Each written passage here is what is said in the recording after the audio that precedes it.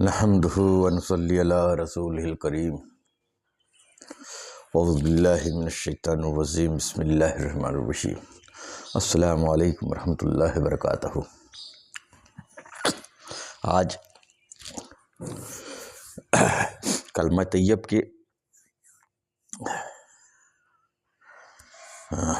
तहकीक और उसके मंजिलों के बारे में बात करते हुए हमारा तीसरा सेशन है, जिसमें हम तीसरी मंजिल के लिए बात करेंगे। कलमा तैयब ला इलाहा इल्लल्लाह मुहम्मद रसूलुल्लाह सल्लल्लाहु ताला अलैहि वसल्लम। इसमें इसकी जो तीसरी मंजिल है, हमने शुरुआती दो मंजिलों की बात की कि नफ़ी क्या है, इस्बात क्या है, ला क्या है, इलाहा क्या है, और उसमें हमें किस चीज़ की नफ़ी करनी है और किस बात को साबित करना है। जिसमें हमने सबसे बड़े बुत के मुतालिक भी बात की कि सबसे बड़ा बुत भी जो हम साबित करेंगे, हमें उस साबित करदा बुत को भी इल्लल्लाह की लाठी से तोड़ना है, ताकि हम अपने आगे के मंजिल मकसूद को पाएं।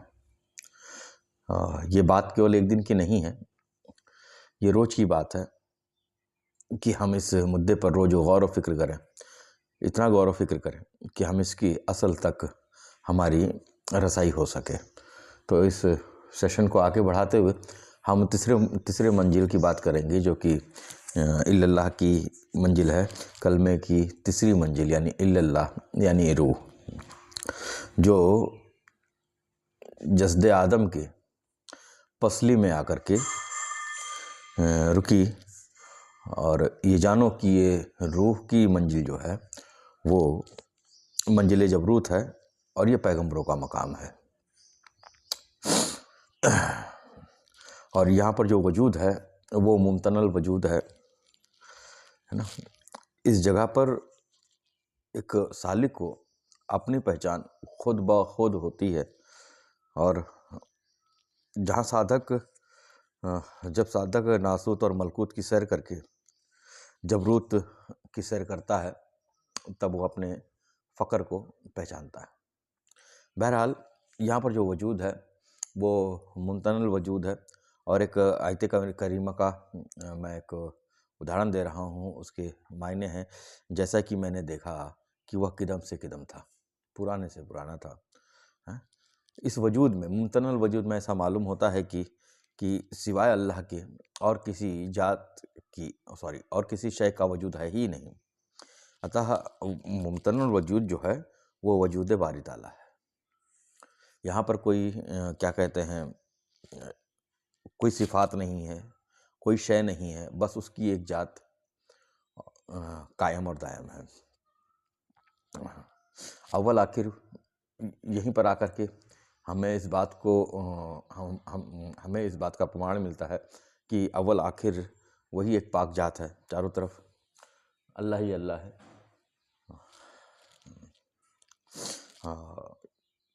हमें इस चीज़ का पता चलता है कि बरोज अचल किया जो एक कोट है कि सिवाय हक के और कोई जात ना थी, अजल में सिर्फ एक जात थी, है ना। जब उस जात ने निस्ती का तकाजा किया कि नहीं है सिवाय कोई मेरे सिवा, ये निस्ती का तकाजा जब हुआ था, तो ये मुमतनल वजूद है कि नहीं है सिवाय कोई मेरे सिवा।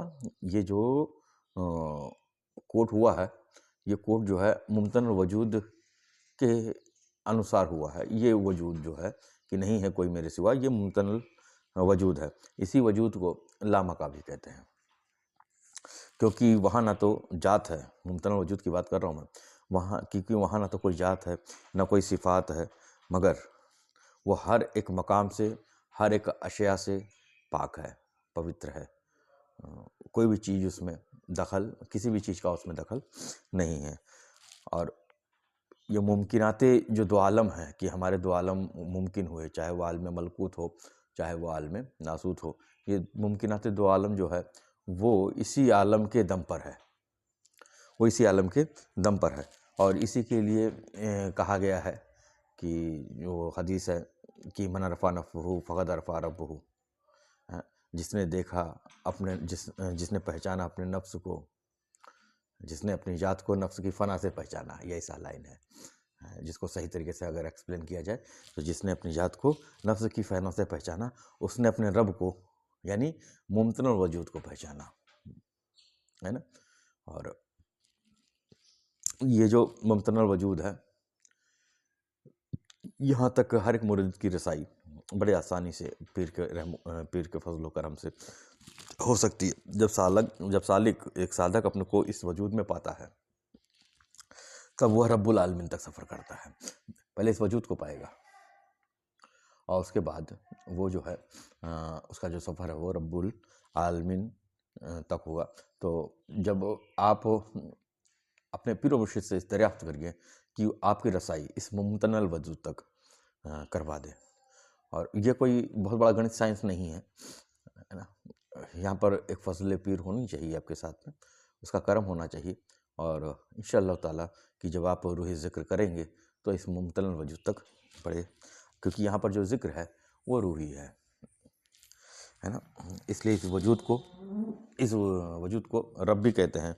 हदीस है कि मैंने देखा रब को रब में,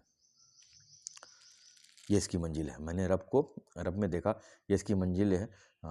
इसलिए साधक को चाहिए कि इस बारे में मुर्शिद से इशारे में समझे, पहचाने और फिर इसके लिए लगातार अभ्यास करते रहे। अपनी जाहिर बातिन हरकत पर ख्याल रखते हुए खुद को उसके लिए तैयार करे। और मैं खुद एक पत्थर के मानंद बैठ जाए कि कोई हरकत ना हो उसके वजूद में, और वो पाएगा कि वो मुमतन वजूद को समझ पा रहा है। मैंने इशारा दे दिया है और समझना आपका है। यहाँ पर जो फरिश्ता है वो मलकुल मौत है, मौत का फरिश्ता हज़रत इज़राइल अलैहिस्सलाम, है ना। मलकुल मौत यहाँ पर है, तो इसको समझना ज़रूरी है कि यहीं पर मौतु क़ल्ब मौतु का भी राज खुलता है। मन अरफ़ा नफ्सु फ़क़द अरफ़ा रब्बहु, इसका भी राज यहीं पर आके खुलता है। इस वजूद को पाने के लिए मरने से पहले मरना पड़ता है। इस वजूद को पाने के लिए मरने से पहले मरना पड़ता है। मैंने इशारतन इसके पूरे राज को आपके सामने रख दिया है। इस पे आप थोड़ा सा गौर फिक्र करेंगे तो इंशाअल्लाह ताला आपको इसके राज़ व नियाज़ खुद ब खुद आपके दिल पर जारी हो जाएंगे। जाते हक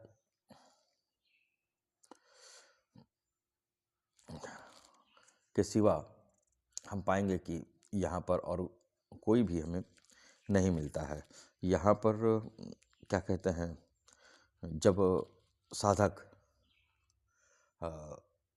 आलम नासूत और आलम मलकूत से सफ़र करके इस आलम में आकर के रुकता है, तब वो अपने फ़क्र को जानता है और अपने ही इरफान पर, अपने ही जानकारी पर या बोध पर, इरफान का मतलब यही होता है जो हिंदी भाषी हो कि उसका जो बोध है, उसकी जो जानकारी है वो अपने ही इरफान पर, उसका जो ज्ञान है अपने ही इरफान पर वो खुद ब खुद शैदा होता है। यहीं पर जो है कश्फ करामत एक सालिक के हाथों से ज़ाहिर होने लगते हैं। हालांकि उसको इसमें अटकना नहीं चाहिए। अगर वो इसमें अटकेगा फिर वो निचली मंजिलों पर आके गिर जाएगा। एक पीर जो है वो तवज्जो के सहारे से अपने मुरीद को इस आलम की सैर को करवाता है। इस वजूद में रूह जो है वो रूह सिफली है। अब मैंने कहा था अगर रूहों के मुतालिक अगर हम बात करें तो 3 रूहें की मैंने जो नाम लिया था कि रूह जमादी, रूह नबाती और रूह हैवानी, ठीक है ना। ये सिफली में भी सिफली में आते हैं। और जब इसका एक हिस्सा हमको अपनी पूर्णता की तरफ पहुंचाने लगता है, यानी कि जब हम एक ऐसे जगह पे आ जाते हैं जहाँ से हम इस नासूती आलम को छोड़ करके बका की तरफ परवाज करते हैं, फ़ना की छोड़ करके बका की तरफ परवाज करते हैं, तो उस महत्वपूर्ण बिंदु पर, उस एक जगह पर, उस एक नुक्ते पर जो इंसान को रूह हासिल होती है वो रूह इंसानी होती है। मैंने इस मामले में एक कोट और किया था कि इसको गौर में आपको रखना है कि जब रूह की पहचान ना हो, है ना, जब वो छुपी हुई हो तो वो क्या कहते हैं, नबाती यानी कि फ़ना लाइन वाली जो कि रूह की परत है, असल रूह नहीं है। और जब उसकी पहचान हो जाए तो रूह इंसानी। तो यहाँ पर जो रूह है पहचान में आ गई है, दम की पहचान हो गई है, हम इल्लल्लाह के वो मुमतनल वजूद के दायरे में आ चुके हैं। तो यहाँ पर जो रूह इंसानी है, और ये रूह को नींद नहीं है। इस रूह को मौत नहीं है, ये इन दोनों से परे है। और मौत पर इसी रूह को उठा लिया जाता है, मौत पर इसी रूह को उठा लिया जाता है। यह रूह इस आयत का खुलासा है, कह दीजिए कि रूह अल्लाह का अम्र है। ये वो रूह इंसानी की बात मैं कर रहा हूँ। उसके पहले तो केवल खेल है, वो परतो रूह कुदसी है, जिससे इस संसार का, इस कायनात का निजाम चल रहा है। इस दर्जे पे पहुँचने के बाद इंसान कामिल हो जाता है, वो हमेशा याद इलाही में डूबा रहता है। और इसकी इबादत जो होती है वो होती है देखतापन। वो चीज़ों को देखता है, वो हमेशा उसके अपने रब के जलवों से सरशार रहता है, उसी में डूबा रहता है। इस वजूद का जो जलवा है वो है जात का मुआयना करना। अब देख रहा है तो जात का मुआयना करना। रूह ज़िक्री से इस रूह को साधा जाता है, और रूह ज़िक्र के ज़िक्र से यह रूह जो है तर्क वजूद होती है। इस रूह को ही जानने की जब आदमी इस रूह को जान लेता है, तब इसको ही सीना सदर होना, हमने जाना है कि सीना सदर होना कहते हैं। कि सीना सदर क्या है? जब आदमी इस रूह को जान लेता है, उसकी पहचान कर लेता है, उसी को ही सीना सदर कहा जाता है। यहाँ पर जो नफ्स है, नफ्स मुल्हमा है, ठीक है ना। तो अब देखिए, अब कुरान के 2-3 जो आयतें हैं मैं आपको बताता हूँ। एक ऐसा दिन आएगा कि किसी को अख्तियार ना होगा किसी नफ्स पर थोड़ा सा भी, किसी दूसरे के नफ्स पे थोड़ा सा भी, किसी दूसरे नफ्स पे थोड़ा सा भी। फिर एक है, हर एक नफ्स को मौत का मजा चखना है। ये 2 लाइन। तीसरा, ये जो नफ्स मलहुमा है, ये एक दरमियानी नफ्स है। साधक जब नफ्स अम्मारा, नफ्स लवामा पर काबू कर लेता है, तब नफ्स मलहुमा पर पहुंच करके उसको सुकून मिलने लगता है, क्योंकि इसके बाद का जो नफ्स है वो नफ्स मुतमइन्ना है। तो उसके असरात जो हैं इस नफ्स मलहुमा पर ज़ाहिर होने लगते हैं। ये एक दरमियानी नफ्स है। इसका हवाला जो है कुरान शरीफ में नहीं। कुरान शरीफ में जो कुरान शरीफ में 3 नफ्सों का हवाला है, जहाँ तक मुझे याद पड़ रहा। नफ्स अम्मारा, नफ्स लवामा और नफ्स मुतमइन्ना, ठीक है। इबादत और रियाजत में इस नफ्स पे पहुँचने के बाद, क्योंकि ये दरमियानी नफ्स है, इस नफ्स मलहुमा पर पहुँचने के बाद बंदे को जो है इबादत और रियाजत में सुख मिलने लगता है। आज तक जो है उसको अपनी तरफ से कोशिश करनी पड़ रही थी, लेकिन अब वो कोशिश नहीं रह जाती, इसको उसमें सुख मिलने लगेगा। मुजाहिदा मुशाहिदा जारी और सारी हमेशा रहता है। वो कभी उस एक अपने रब से कभी अलग नहीं होता। मेरे हज़रत ने एक बार फरमाया था, उन्होंने एक बार ज़िक्र किया कि बेटा, यानी कि मेरे को भी घमंड था एक हिसाब से, जब उन्होंने बात किया कि बेटा क्या-क्या पढ़ते हो बताओ, किस-किस चीज़ का विर्द और ज़िक्र करते हो? तो मेरे रब के करम से मैं लगभग आधी-आधी रातों तक जो है ज़िक्र में डूबा हुआ रहता था। तो मैंने बोला कि ये तो हज़रत ने बहुत सुंदर बात पूछ ली, अब तो मैं जीत गया। मैं तो अब जीत गया। और मैंने बताया कि हुज़ूर 1100 आयतें ये पढ़ता हूँ, 1000 बार इस दरूद शरीफ को पढ़ता हूँ, इस इस्म को मैं 3500 बार पढ़ता हूँ। इसी तरीके से बाद ईशा से लेकर के लगभग 2 से 3 बजे तक की पूरी 5 से 7 ज़िक्र व अज़कार को मिला कर के मैं अपने रातों को ज़िंदा रखता था। तो अब उन्होंने मेरी तरफ देखा, हालाँकि ये बात मैं जानता हूँ कि उसका घमंड था मेरे को कि मैं बहुत ज़्यादा पढ़ता हूँ। उन्होंने कहा, "अरे! ये सब बंद कर, सब बंद कर।" बोला, "हुज़ूर, मेरे को समझ में नहीं आया।" बोला कि ये पहला पीर है भाई, ये दुनिया कहती है, दुनिया के पीर कहते हैं पढ़ो, हमारे हज़रत कह रहे हैं कि बंद करो ये सब। लेकिन अब चूँकि अदब का मकाम, मैंने बोला, "जी हुज़ूर।" तो उन्होंने कहा, "सिर्फ़ एक चीज़ याद रख, अल्लाह है।" तो ये जो मैंने अभी बताया आपको, यहाँ पर जो है क्या कहते हैं, मुशाहिदा और क्या कहते हैं, मुजाहिदा और मुशाहिदा जो है जारी और सारी रहता है, ये कभी रुकता नहीं है। तो जो अल्लाह है वाली बात है, वो यहाँ पर आकर के उसका राज खुलता है। तमाम फरिश्ते और अंबिया उस सालिक को नज़र आने लगते हैं, और उसके जो नफसानी गुण हैं, यानी कि शैतानी खसलतें हैं जो उसकी, वो ऑटोमेटिकली वो ख़त्म हो जाती हैं। इसके आगे की जो मंजिल है वो और भी आसान है। बस सालिक को चाहिए कि वो थोड़ी सी पी कर ना बहके, वो अपने आप को बंद करके रखे, अपने आप को दाब में रखे। क्योंकि यहाँ से मैंने पहले बता दिया था कि जब वो एक सालिक जब है मुमतनल वजूद में आकर के रुकता है ना, तो उसके हाथों से कश्फ व करामात ये सब ज़ाहिर होने लगते हैं। तो हो सकता है उसकी अनानियत बढ़ जाए, उसके पास लोगों की भीड़ आ जाए और वो फिर से दुनियादारी में फंस जाए, उस मंजिल में चढ़ करके फिर से नीचे उतर आए। इसकी कई लोग इस मामले में आकर के फिर से नीचे गिरे हैं। तो हो सकता है कि आप लोगों को उस वक्त लोगों से बुराइयां लेनी पड़े, तो बिल्कुल ले लीजिएगा कि लोग तुमको बुरा समझें, लोग तुमको नकारा समझें, लोग तुमको कुछ भी समझें, लेकिन अपने इस दौलत को बचाने के लिए, है ना, इस ज़ाहिरी संसार से, इस ज़ाहिरी कायनात से, इस ज़ाहिरी लोगों से उसको छुपा के रखना है। क्योंकि जैसे आपने इसको आया किया, तो हालांकि इस चीज़ पे कोई फ़र्क नहीं पड़ता, लेकिन आप पे फ़र्क पड़ जाएगा और आप जो है फिर से उस कोर पॉइंट से, जहाँ से आपको बका का सफ़र करना है, वापस से गिर करके फ़ना की तरफ आ जाओगे।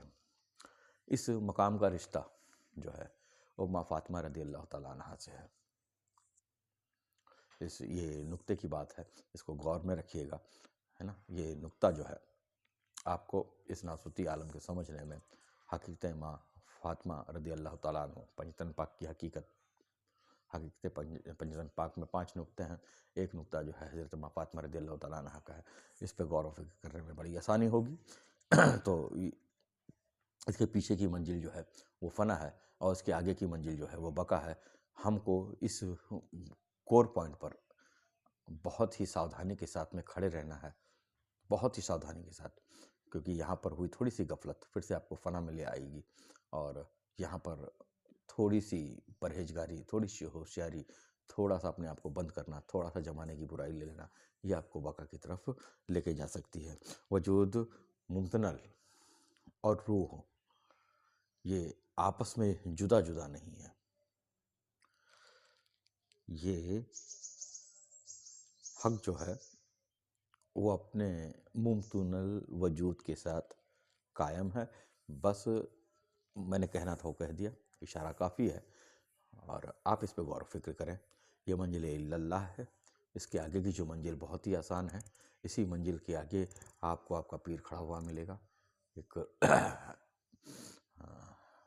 फिर वो चीज़ मेरे को, मैंने सब तो कह दिया, हालांकि ये मेरे को अभी नहीं कहना था, वो इसके चौथे मकाम यानी कि मोहम्मद पे इस राज को खोलना था, लेकिन फिर भी मैं एक राज खोल देता हूँ। जब आ ही गया तो छुपाऊंगा नहीं। रब को जिससे मिलना था मिल लिए, अब जिसको मिलेंगे मोहम्मद ही मिलेंगे। तो ये नुक्ता है, इसका राज यहाँ पर खुलता है। इसके बाद जो वजूद हमारे पास आती है वो है आरिफुल वजूद, यानी कि आरिफों की वजूद, है ना। और इसका जो मकाम है वो मोहम्मद है, जो कलमे में इसमें मोहम्मद आता है। और वो मकाम जो है वो अपनी असल की तरफ लौटने का है। जैसे कि कुरान शरीफ का खुलासा है कि हर एक चीज़ अपने असल की तरफ लौटती है। और इस मकाम पर जो शाहिदी है, जो देखने वाला है, वो ख़त्म हो जाता है। क्योंकि अभी तक इल्लल्लाह में मुशाहिदा था, तो यहाँ पर वो दृष्टि जो है शाहिदी वाली, वो ख़त्म हो जाती है। और जैसे ही वो ख़त्म होती है, वो एक सालिक जो है आरिफुल वजूद को पा जाता है। बहरहाल ये मैंने इशारा आगे की मंजिल, चौथी मंजिल के लिए दिया है। जब हम बात करेंगे चौथे मंजिल की, हालांकि इसकी ज़रूरत नहीं है, लेकिन फिर भी इसकी ज़रूरत है, क्योंकि इसको समझना ज़रूरी है। और इसमें गलती एक हो जाती है कि जब आदमी उसको समझ लेता है तो अमलन उस पर कुछ नहीं कर पाता, बस वो एक ख्याल में रख करके अपने को सर्फ कर देता है। तो इस बुराई से बचते हुए हम केवल इस कलमे की तहकीक को जानने के लिए इस पर बात करेंगे अगले सेशन में। और टाइम भी हो गया 19 मिनट, और मेरे ख्याल से काफ़ी समय हो गया, तो हम अपने बात को यहीं पर रोकते हैं। और फिर अगले सेशन में जब हम चालू करेंगे तो इस कलमे तैयब की, इस पाक कलमे की चौथी मंजिल पर हम बात करेंगे जो कि आरिफुल वजूद की है। तो यहीं पर मैं अपनी बात को रोकूंगा और मौला हम सबको ज़िक्र कलमा तैयब करने की तौफ़ीक अता फ़रमाए और इसकी तस्दीक करने की भी तौफ़ीक अता फ़रमाए। हम सबको इल्मुल यकीन से निकाल करके ऐनुल यकीन से निकाल करके हक़्क़ुल यकीन में साबित करें।